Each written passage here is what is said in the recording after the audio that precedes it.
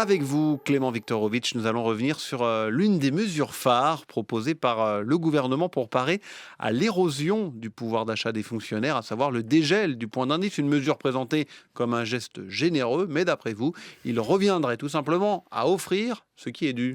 Alors, commençons par le commencement. Le point d'indice, c'est tout simplement la valeur de base à partir de laquelle sont calculés tous les salaires des fonctionnaires, et c'est cet outil qu'a choisi d'utiliser le gouvernement pour faire face à la hausse brutale de l'inflation, comme le rappelle Stanislas Guerini, le ministre de la fonction publique, qui était ce matin sur France Info. Dans le texte que nous sommes en train de préparer pour le pouvoir d'achat des Français, il y aura aussi le dégel du point d'indice, la revalorisation du point d'indice. C'est un geste de reconnaissance du travail, évidemment, de reconnaissance aussi des difficultés avec le retour de l'inflation. On a cette situation inédite. Vous venez de l'entendre, le dégel du point d'indice serait un geste de reconnaissance des difficultés liées à l'inflation et un geste de reconnaissance du travail fourni par les fonctionnaires. Alors que penser de cette argumentation ?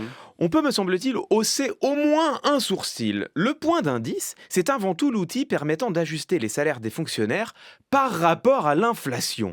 Entre 1995 et 2010, il a été revalorisé 24 fois pour que le salaire des fonctionnaires, pour que le pouvoir d'achat des fonctionnaires ne diminue pas en raison de la hausse des prix. Puis, en 2010, il est gelé brutalement sous la présidence de Nicolas Sarkozy et il le restera pendant la présidence de François Hollande, pour l'essentiel, et pendant le premier quinquennat d'Emmanuel Macron, intégralement. Conséquence, des économies substantielles pour l'État et une érosion du pouvoir d'achat pour les fonctionnaires. Selon l'INSEE, les salaires dans la fonction publique, corrigés de l'inflation, ont diminué de 0,7% entre 2009 et 2019. Dans le même temps, les salaires du privé, eux, ont augmenté de près de 5%. Mais tout cela reste une érosion limitée, Clément. Oui, en apparence, mais en apparence seulement, car cette baisse de 0,7% masque en fait de très fortes disparités.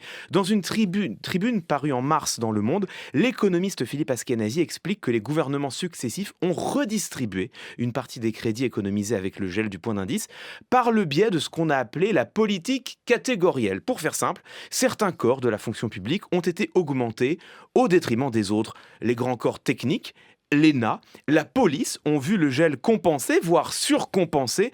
En revanche, les enseignants et les petits fonctionnaires, les fonctionnaires de catégorie C, ont été de grands perdants. Il y a donc un certain cynisme à entendre Stanislas Guerini nous dire que le dégel du point d'indice serait une reconnaissance du travail fourni par les fonctionnaires. Non, ce n'est pas un cadeau de la part du gouvernement, c'est un dû pour compenser l'érosion de leur pouvoir d'achat à la suite de décisions prises notamment par ce même gouvernement. Ce qui veut dire aussi que le gouvernement ne se concentre pas uniquement sur le salaire des fonctionnaires. Non, en effet, Stanislas Guerini est également sensible à une autre dimension, le sens de la mission.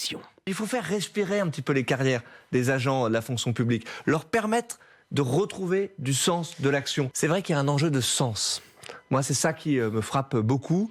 Il faut redonner le sens à la mission des services publics. Au fond, la raison d'être, d'une certaine façon, des services publics. Il faut redonner le sens de la mission, alors oui certes, mais comment ? Le moins que l'on puisse dire, c'est que les solutions avancées par Stanislas Guerini sont floues. En revanche, on peut trouver une piste dans un article publié en 2015 par la chercheuse Florence Audier et ses collègues.